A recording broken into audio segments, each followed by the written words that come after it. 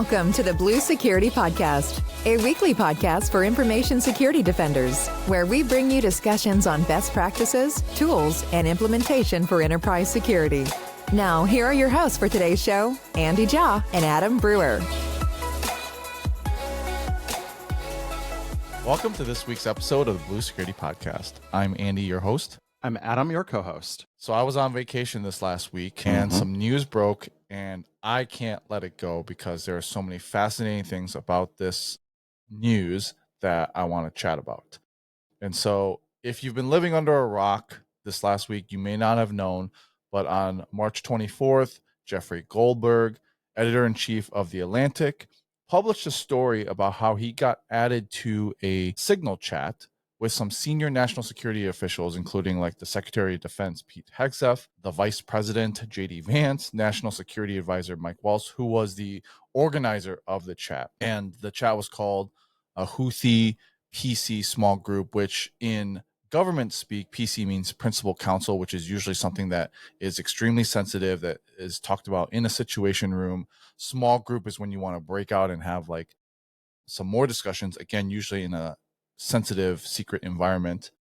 And they had this over a Signal chat. And the details of the Signal chat included military strikes with timing, weapon systems, targets. Obviously, the name of the chat was called Houthi PC small group. So it's pretty obvious that the Houthis in Yemen, which is an extremist terrorist group categorized by the U.S. government, is the intended target. And these chats included all this information about the military strikes. Initially, The Atlantic held off on publishing the chats because obviously the stuff is pretty sensitive, would be classified, but the administration, U.S. government, said that there was no classified information. They testified in Congress and said no classified information was released.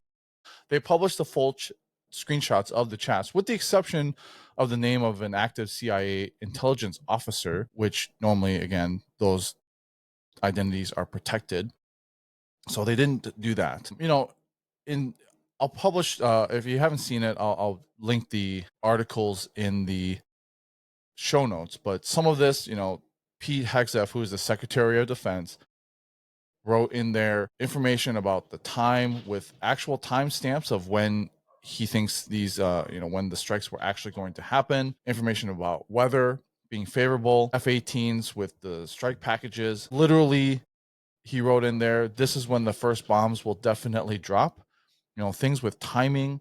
And so this is significant on a lot of different levels, right? Because having served in the military, having used some of our most sensitive systems, and then now at Microsoft, I am assigned to the DoD team, and I understand a lot more about how the IT works on the back end. This is without a doubt the most classified type of information that we hold dear.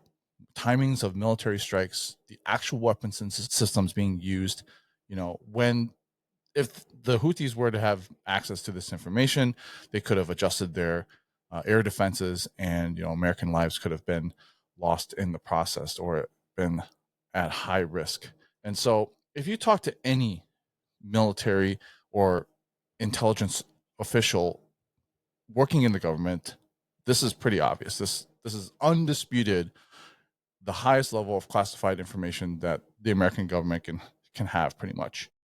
And so discussing this on a commercial app on personal devices is a violation of several different things. Usually violation of the Espionage Act of 1917, where you're mishandling classified information. Also the Presidential Records Act of 1978, which requires all communication of official acts to be documented, because they were on the Signal chat, and also Mike Waltz had them as disappearing chats. They're not cataloged, right? And because it's also Signal, where it's end-to-end encrypted, they're not stored anywhere except for on their personal devices. And there's also the Freedom of Information Act. And so if anyone were to request a FOIA for this information, it wouldn't be available. And so there's a lot of ways that the government tries to keep this stuff secret. And so we'll just touch on some of the things, because some of this stuff is pretty sensitive. But there are levels of networks at the U.S. government. Again, now that I work on the federal side with the DoD, it's a lot clearer on how that works, as well as, Microsoft has to develop products in these different network levels. And so as you get more and more sensitive, some of our stuff becomes less feature full because they have to get vetted. They have to go through different certifications. So as a whole, the federal government does have a unclassified network. And that's what the majority of the federal network is on. Different levels, if you understand Azure, there's Azure Commercial, and then there's Azure Government, which is a whole separate cloud. And when it comes to Azure Government, there's the stuff that state and local governments use, which is GCC. It's essentially a commercial level cloud. It's still on the government side, but our features are fairly similar to the commercial side. And that's what state and local governments use. On the federal government, they have something on their unclassified network, and then they have a DoD specific. So the DoD is on their own specific network, and then they have a secret network on top of that. And the Intel community is on their own network as well. And so as you get more and more deeper into more classified information, these networks become more and more restricted. And so most government officials get issued, like an unclassified laptop. They have government phones that are issued for official business. If they need to, they might get a special machine or a device for the secret network. The top secret network is usually only in SCIFs, or sensitive compartmented information facility, where they're only built in at government facilities like FBI offices or CIA offices, special DoD offices. Some high-level government officials actually have a SCIF built into their personal home. But the whole point of this is to keep that information private. Those SCIFs are they don't allow phones to be taken into those facilities, and the information stays on that network. And so we have all of these guardrails technically, right? And so we should be able to keep this sensitive. However, the details of the strike, again, which are typically classified, were transferred from that classified system to a non-classified system, which is the personal phone and Signal. And so policies and procedures were not followed. And so that's what I think is most interesting about this, is that you can have all these technical guardrails. We have air-gapped networks in the government. We have SCIFs. We have all these. The CIA even uses their own email system. All that is completely segmented from the internet. The technical features of like how Microsoft tries to interact from Azure to these air-gapped networks in the government, it's fascinating how we have to engineer different proxies and handoffs and stuff like that in order to even get into these networks. And so we have all these technical guardrails, but human error was the result of this breach. Procedures were not followed. And so that to me is fascinating. The way that this administration has responded, it's obviously not the first time it's happened. So they often communicate this way. And so I just wanted to look at this from an academic sense. That's kind of a summary of what has happened. Adam, I don't know if you have any thoughts on, kind of the summary, and then we'll get into Signal and then what companies can do, if this was your company, on how to protect against it. I found the summary very enlightening as someone who has not been involved in the military, doesn't support them like you do today. Some of that detail is really helpful to understand as just overall context. And I appreciate you've mentioned it several times, like we've done on this show in the past, and we have dealt with subjects that are sensitive. We always talk about we're going to view this through an academic lens. And to relate that, where I first ran into that was when I was in college. I took a class, World Religions, and we talked about we are studying religion through an academic sense. This is not Iowa State University endorsing a religion or saying you should practice this one or anything like that. It was just saying we are going to contrast and compare the religions of the world in an academic sense. And we can do that without ruffling feathers, without getting political or anything else. Some things are just based in fact. period. And some things I think you can say, regardless of where you land on the political spectrum, are something we can all agree on. So as we unpack this and we understand, we're going to dig into what is Signal a little bit more, why it's the gold standard of end-to-end encryption. However, there are still risks inherent with it, why it's probably not appropriate to handle this sort of information. And we'll talk about ultimately takeaways for our listeners and viewers, what you can do to kind of take some lessons from this and help harden your own environments. Where I would start at least a little bit with the summary you gave so far, and you kind of referenced this. You said effectively policies and procedures were not followed, and we can put technical guardrails in place, and we're going to talk about that because that's a lot of what we do on this show. You classify this as human error. Now, ultimately, when we get down to I'm in a Signal chat and I'm adding people to it, it becomes possible, because there's no technical guardrail, to add someone who does not have clearance and should not be in the chat, someone who is external to the organization. If I were using a different tool to have this conversation, Microsoft Teams, it would alert me and say, this person's outside the organization. Maybe we shouldn't pull them into this chat. So there are some technical guardrails. I am just going to point this out, and I think I can say this without being political. The current administration has less concern over established policies and procedures. I think I can say that without that coming off as overtly political. A lot of what they've come in to do is the government has run this way for a very long time. It's stodgy, it's old, it's wasteful. This is kind of their opinion of the current administration. We don't need to follow the letter of every law and every rule and every procedure because a lot of them don't have the right application today for whatever reason. And so it can be cultural too. And that's also something we should think about as we go through this conversation, is while we as security defenders can control so much, if you are in an organization that overall has a culture that is not compatible with compliance and strict adherence to established policies and procedures, there's only so much you can do. Right. Mm-hmm. And again, I'm not trying to be political. I think even the most hardcore conservative people would be like, yeah, you're right. They came in to shake things up. They don't need to follow everything that's been put in place because it's dumb or whatever. And I'm trying to not touch the third rail here, but I'm just making the point that sometimes you can only do so much. And so we're going to talk about what we can control. And that's what we always encourage our listeners and viewers to think about, is worry about what you can control. Obviously, I always try to put yourself in situations where you can influence the bigger picture. You can influence culture. You can influence behavior in your organization. The human element has always been and always will be the weakest link in cybersecurity. Mm-hmm. And so we need to think about that even in the context of this conversation as well. So let's get further into it. I want to digress just real quick too, because this type of behavior is human nature. When you're trying to control something and people don't want to be controlled, they will break outside of those boundaries. This is human behavior, and you don't need to go very far to see examples of that. Kids are natural hackers. They want to break rules.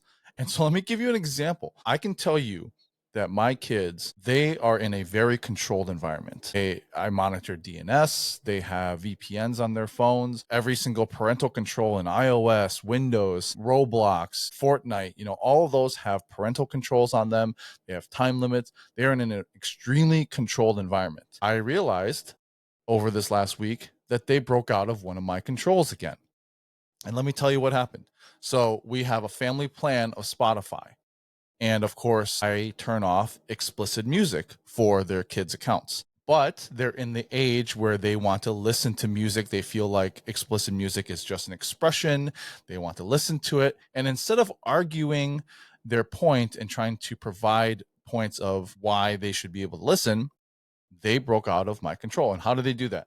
Well, pretty easily, right? Like my oldest went to a different email address. He created an email and then signed up for another Spotify account under that, where he can listen to his own explicit music. But of course, because Spotify is free and you have to you're limited on skips. So there are some controls from the free aspect of Spotify, but now he's able to listen to his own explicit music. What did my youngest one do? He got a friend to sign into his phone. So he uses his friend's account, and his friend's parents don't limit explicit music. So he listens to his friend's account on his own phone. So they've both broken out of the controls that I have, by using different human methods. Mm-hmm. One is account sharing, the other one creating an account outside of my control, and they're listening to explicit music. And so, I found out about this, and of course there's going to be consequences for it, but this is human behavior, right? If you're controlling an environment and people want to do something outside of that, they're going to find a means to do it. We have plenty of ways to do it. And so, that's kind of to the point of this whole conversation, is that you can only do so much, like you said, Adam. At some point, it does depend on the people following some sort of legitimate process. And then it also depends on consequences, which we'll talk about. And culture. And culture. One final thought, because that my kids social engineered me too recently. Somehow someone else had told them that the screen time password was daddy's birth year. They didn't say what my birth year was, but gave them that bit of information. So one time, just absentmindedly, my son says, "Dad, what year were you born?" I go, "Oh, 1983." He goes, "Oh, okay." The next thing I know, like, all the screen time controls are turned off. Like, why are you still playing? Like, you should have been turned off a long time ago. And it was like, "Oh, okay, yeah, good job out of you. You social engineered the heck out of me. That was great." So yeah, I mean, natural hackers, but I'd say the most pressing example most of our viewers and listeners are going to be dealing with right now today is anything Gen AI related. I know we're getting a little off topic, but kind of related. I just saw an Instagram ad, and they were advertising some meeting transcription technology, where they literally were showing in the picture of someone putting their iPhone on the, next to their laptop, and "Oh, just put this app on here and it'll transcribe your meetings for you so you can have notes and, look like the smartest person in the room." And it's like, holy smokes. I mean, how actually very on topic to what we're talking about, where if you're not providing those controls, someone who has a need to get a job done might go pay $5 a month up to get an app. And now all of your company information is going through some other model. You don't know what model, some other cloud, completely outside your control, your boundaries, everything, because you're not providing that. So the risk today of being very obstinate on Gen AI and saying, "We don't need it, we don't want to pay for it, nobody's going to use this." There are people in your company who want it and are willing to pay for it, and will go do, we've always talked about, they'll find a shadow IT.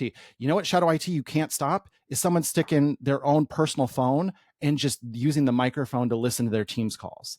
You have no controls to stop that. I don't care how, unless you're building skiffs for all your people, in their homes or something, you're not stopping that.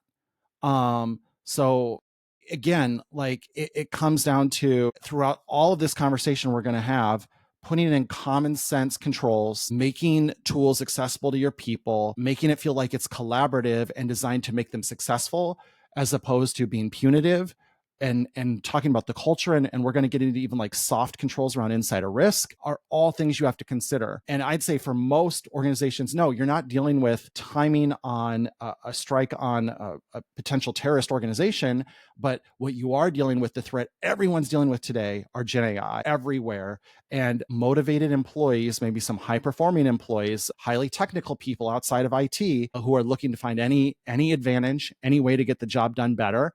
And they're going to circumvent your controls to do that, unless you empower them with tools natively in your stack. So I think that's maybe the most comparative example of what our viewers and listeners can actually kind of think about, and what they need to manage as well. Because I know we're way off topic here, but one final thought on this. You talked about, Andy, well, if it's this level of sensitivity, you need to literally go in a skiff. There's no phones, there's no anything. Wouldn't it just be better if I could just do it from my supercomputer in my pocket, anytime, anywhere? It's that path of least resistance. It's that path of moving faster. Yeah. And also, we have this concept from all these James Bond movies that the governments of the British government, the United States government, are sitting on all this super cool technology, Mission Impossible stuff, that we don't know about. That's basically fantasy. Obviously, it's Hollywood. In reality, the most advanced technology today is coming from private sector. That's where the R&D, that's where the money is, that's where the investment is. It so outpaces federal government in everything they're doing. So the attractiveness of, I have this highly secure app, I can use it from the supercomputer in my pocket, anytime, anywhere, any place. That's really hard to fight against, to the point we're both making. So maybe part of this story here is going to be that the way we do this does need to evolve. right? And that's way beyond this discussion, but it is the challenge we're dealing with is, are we keeping up with the times? And are we empowering our decision makers with the best technology possible? And if we don't, are they going to go do the shadow IT thing? That's basically what this is. This is shadow IT because they found that the existing processes and controls were too limiting. Because otherwise they wouldn't have done it, right? Yeah, absolutely. It's an inconvenience, right? Like to have to drive to a location to go into a skiff in order to send the message, because you can't send these types of messages over mobile devices. And so this was absolutely a breach of convenience. They wanted to do it more conveniently. They didn't want to have to go somewhere. And I listened to a lot of political podcasts and people who were, on the presidential staff and everything. And so they talked about, like, sometimes at 3:00 in the morning, if they're at a hotel and they get some sort of message, they have to like go to an FBI office or go to a CIA office or go somewhere where there's a skiff with access to the top secret network in order to send the message, which is like completely inconvenience, so this is is that slowing our ability to respond and our national security apparatus and all that? I mean, those are legitimate questions to ask, right? And even Andy, we were talking before we went on the air about how in some ways we even prioritize records retention over sensitivity on some level, because that is such an overarching concern with what you mentioned, the Presidential Records Act of 1978, the Freedom of Information Act from the late 1960s. All of those were written in different times when written communication, like a memorandum, was the result of people's thinking having been smoothed out, having been solidified, and then pen put to paper because this is what we're doing. Well, today we have so much informal written communication between text messaging of various flavors, between emails that are very, fired off at a moment's notice. Like those acts were not written with those methods of communication in mind because they didn't really exist at scale. And so that's another question about, like, I am all for government transparency. We fund it. It's a government of the people, by the people, for the people. We deserve to know what's going on within it. But are we over rotated on transparency and the transparency requirements to where we are, and this is always the argument, like risking, again, national security because we're actually documenting more than we need to. And it's not in line with the intent of the law because the law was written in a different time and in a different age. And it hasn't really been modernized to keep up with that. All valid questions that we are not going to solve today, but just representing like how challenging of a conversation this really is to have. Yeah. Okay, so let's talk about Signal real quick. Adam and I have talked a lot about end-to-end encrypted messaging, and there's been a question lately of, is Signal safe? If Signal is end-to-end encrypted, why not have this conversation over personal devices? And in fact, days before this story was published, there was a DoD email that went out on March 18th stating that there were quote unquote vulnerabilities in Signal and that it was getting targeted by Russian professional hacking groups. The Russians were actually using the linked device feature within Signal, which is where you can use a QR code and scan it into your mobile app and link it to like a desktop Signal application or to another device. And so they were embedding these QR codes in malicious emails, pages, some group chat invites.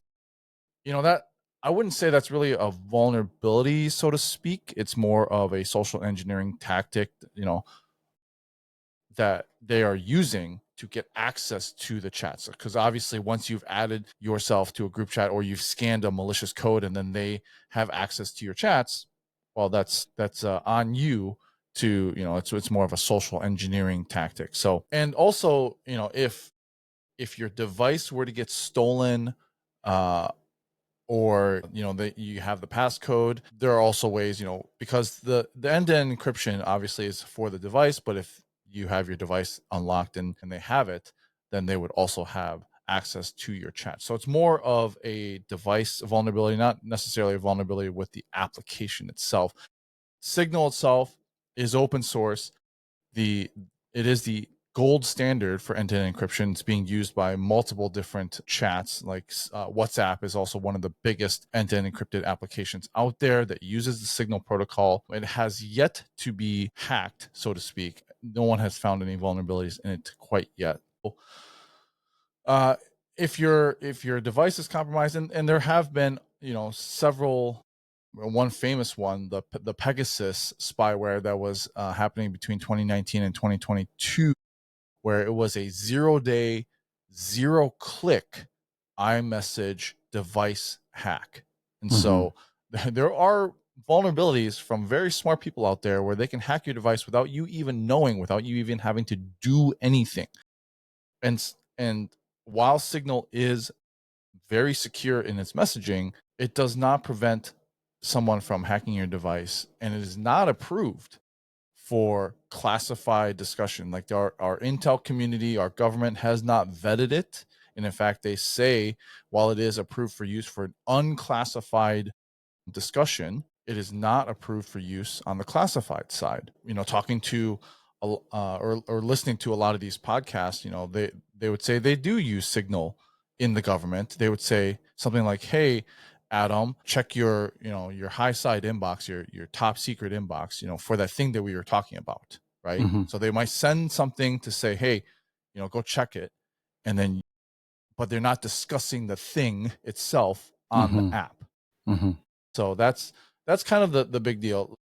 On the commercial side, if you're in an organization that's not top secret, obviously Signal is very secure. Use it for discussion, especially like if you're in a disaster and like Teams goes down or something like that, and you need a way to communicate. Signal is still a very secure way to communicate for unclassified information.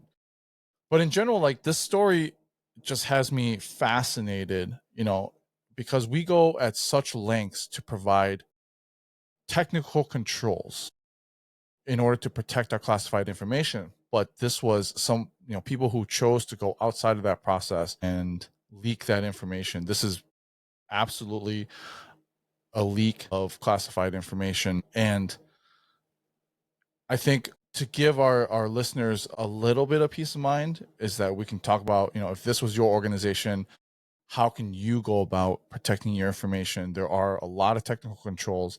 You don't have to go and build skiffs inside of everyone's home, but even if you did, that still depends on the people going into the skiff without their phones, right? Like these skiffs that are in these high level officials' homes, what's to stop them from strolling into that with their phones?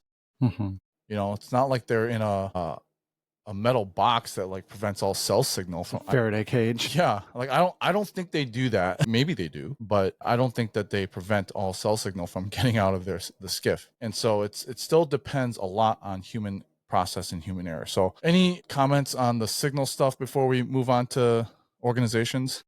Yeah, I think you summarized it well. At the end of the day, Signal is highly secure end-to-end encryption. What does that mean? That means no one can intercept the message while it's in transit and decrypt it and view it. Excellent. Very good. Signal is the gold standard of that. It's excellent at that. The risk, as always, is on the endpoint. It's once the message gets to the destination, what happens with it then? And that is where, Andy, you expertly laid out all the risks inherent with it, all the way from a simple shoulder surfing to system level malware. There have been social engineering efforts using built-in capabilities within Signal to compromise it. And at the end of the day, again, because it's not a fully approved, vetted solution, there's nothing that prevents you from saying, hey, you can add these people because they have this level of authorization. This person is a journalist for The Atlantic. You probably shouldn't add them. And because it doesn't have any of those access controls in place, because it's not an enterprise level solution, really, then you also get into human psychology. You get diffusion of responsibility. Everyone who's ever taken a psychology class knows the Kitty Genovese case, where a woman was being murdered in very audible fashion in like a New York City neighborhood or some major metropolitan area, and no one called 911 because they always assumed someone else was doing it. And so if you go all the way back to the genesis of this, they added a whole bunch of people to the Signal chat all at once, and no one went through and like vetted every phone number that got added or every name that got added, or they were just showing up as initials, I guess. So like TG was Tulsi Gabbard, and no one caught that this editor-in-chief of The Atlantic had been added to it, and they all assume someone else is looking at that. It's that classic Psych 101, like literally you learn at your first day of college psych class, high school psychology class, about that diffusion of responsibility and how no one does it because everyone else assumes someone else is going to do it, kind of thing. And so ultimately, again, it wasn't actually a signal breach.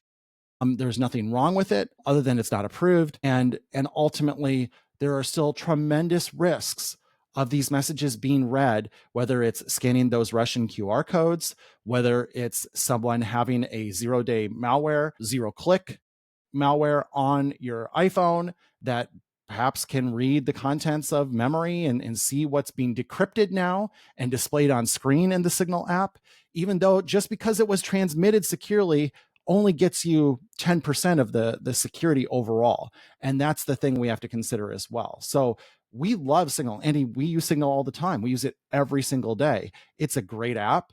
I'm very confident in the security of it, really appreciate the model they've built, but also can acknowledge like we're not discussing timing and weapon systems and targets of United States military strikes. And so, you know, if that were the case, obviously we would make different choices. The funny thing is that we also started Signal.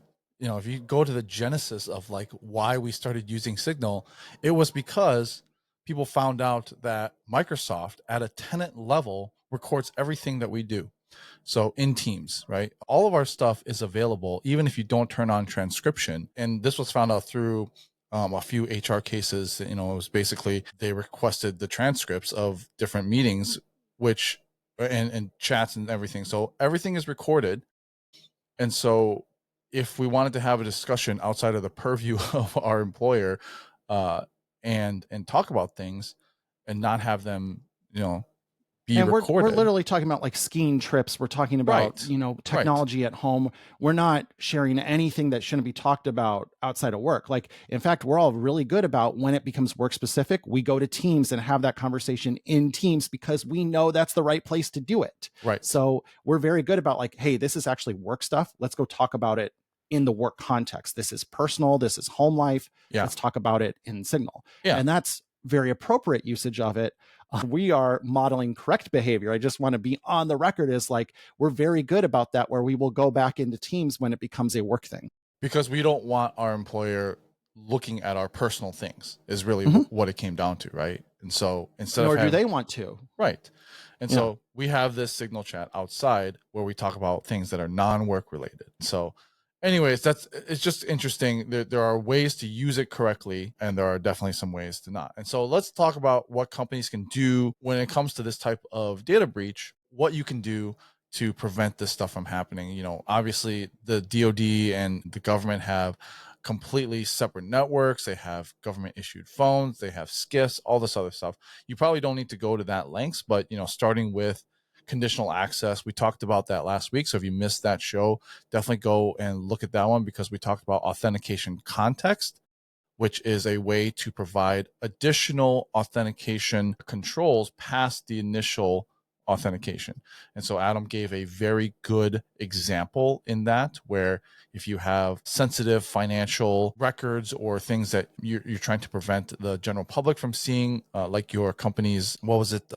Pre-release earnings. Pre-release earnings, thank you. And you have them on like a SharePoint site or something like that. You can gate it to specific people, but then you can also have some other conditional access controls after the authentication to get access to those. And so listen to that one. Conditional access, authentication context, you know, identity is obviously the gateway to all of our information. Microsoft has a lot of things from a data protection, data security that you can use, sensitivity labels to label certain things, and that encrypts at the file level. So even if that file were to get transferred to a USB or sent in an email, you would still need to authenticate. And the sensitivity labels are extremely granular. You can say must require an internet connection in order to access the file, which means that it would have to check for that identity, that authentication, in order to even access and open the file. You can make sure that it's read only, can't screenshot it, can't copy and paste information. And then we also have DLP policies. So if things match a DLP policy, when things cross over. When I think of DLP as when information crosses a boundary. That could be when you copy something from one thing to another, like a Word document to a web page. It could mean transferring that file to a USB, via endpoint DLP. So you can have these DLP policies to automatically label a file. You can have them automatically block that content from being transferred. There's a lot of different things you can do. So data protection, Adam, you talked about the AI risk. Some things you can't control, like someone putting their phone and literally recording a message. I see these TikTok videos of people, with their HR meetings or whatever, and they've just literally recorded the whole thing on their personal phone. And that's something that you can't control. But there are some things that you can hear when data is crossing over a boundary that within data that you control. You can prevent that using sensitivity labels and DLP policies. Insider risk, this is huge, right? Like you can have technical controls on insider risk, monitor that with like insider risk management tools. Some of that is built into Microsoft. You might have third-party ones as well. There are technical controls in that, but also some soft controls, right? When it comes to insider risk, a lot of that is dependent on people and processes. So what can you do from an organization standpoint, from a soft control aspect? You want to keep your employees happy because generally happy employees follow the rules, they stay within the bounds that are given, and they don't try to screw your company over. So, keep them happy. That means like pay them well, give them good benefits, provide them with free drinks or whatever, like a snack bar or whatever it is that you do. I worked at a company where we had a keg in the office and, after 3 p.m. it was company culture to just crack a beer open. I will tell you that people who drink in the office probably aren't thinking about, copying information over and screwing that company over. Do you have to do that? I don't know. So just there are a lot of creative ways to manage insider risk, and a lot of it is keeping your employees happy. Before you move on a little further, I was doing a presentation for a customer a couple days ago. And one of the interesting things about how Microsoft is starting to talk about data security today, by the way, Andy and I both work for Microsoft in our field security sales, is they almost see it as 3 legs of the stool at this point. It's information protection plus data loss prevention plus insider risk management is how you build a data security practice. And insider risk management, I will say, is far and away the most immature part of that at most organizations where they're not doing enough with that today. But what Microsoft is doing is taking those insider risk signals and using that to inform data loss prevention policies adaptively. So I may put on a stricter DLP policy because I know Andy just gave us 2 weeks notice, or I just saw Andy downgrade a whole bunch of sensitivity labels, or just mass download a whole bunch of files, or just delete a bunch of stuff. But it can extend beyond that. It can use insider risk management in conditional access, where this person is behaving erratically. I'm going to require stronger access controls. I can even use it, and this blew my mind, in data lifecycle management, information governance, to where Andy is showing a lot of risk signals. I'm going to retain everything he attempts to delete as though it's on legal hold effectively, because I don't know what he's deleting, and maybe he's doing it as a malicious insider. On his way out the door, he's going to delete a bunch of stuff he worked on to attempt to, in Andy's words, screw the company over on his way out the door. And so it protects the company against that automatically. So I will say, if you're just thinking of data security as solely data loss prevention and or sensitivity labeling, broaden your perspective and start to include insider risk into that, because it does light up a lot of additional capabilities. And it is an important part of it, because data security helps employees do the right thing, both accidentally, it prevents accidental data leakage, but it also protects against malicious data exfiltration, malicious data leakage, malicious data deletion, all sorts of those things. And so both helping from an accidental and intentional perspective is highly, highly valuable. And that kind of opened my eyes to that as I was reviewing that earlier this week. I kind of didn't realize how far that had evolved and how far down the path it's gone, but it's a big deal. And Andy's point too about insider risk is also very soft controls, and partnering with the HR team and creating an organization that people generally feel respected, welcomed, valued, important, special, satisfied, and appreciated. And if you can make people feel all of those things, they're less likely to break the rules, to try to hurt or damage your organization. And there is value in that. There is a return on investment, to the point Andy's keg, what that cost the company, that investment was worth every penny of the kegerator and bringing a keg in every couple of weeks. That is such a small cost ultimately for the potential ROI of limiting the risk and maybe even creating greater productivity, greater happiness. It goes on. And organizations don't always think about that. Are bad both at quantifying soft costs from what are we actually spending to do this. I talked to an organization again on Friday, and they're talking about their on-prem SIM. And it's kind of hard to say, like, you have no idea how much that costs, but they probably don't in reality, because they're not considering all of the soft costs around it. But on the flip side, organizations are bad at quantifying, like, we could do a little bit of investment here. And yes, it's an expense item on a spreadsheet the CFO is going to see, but what is our ROI on it? Yeah. And quantifying that is sometimes hard, but it's like, this is worth spending money on. It's worth paying for towel service in the fitness center because it just makes people happy and it makes them healthier. And when people are healthier and in better shape, they perform better at work when they're sitting at a desk all day because they got a chance to get the wiggles out at 6 a.m. and they didn't have to worry about, oh, I forgot my towel from home today. Like, there's all these little things that add up. So I know we as cybersecurity professionals may not be directly involved with that, but this is where we should advocate for having a seat at the table and advocate for controls and benefits beyond just technical controls and technical implementations. When we zoom out and think bigger is when we're more successful. Yeah, a couple final things here. Obviously having separate work devices or requiring that can limit the damage. Having network controls, networks in the government, again, you have those different levels of networks, air gap networks, so on and so forth. Application control can be important.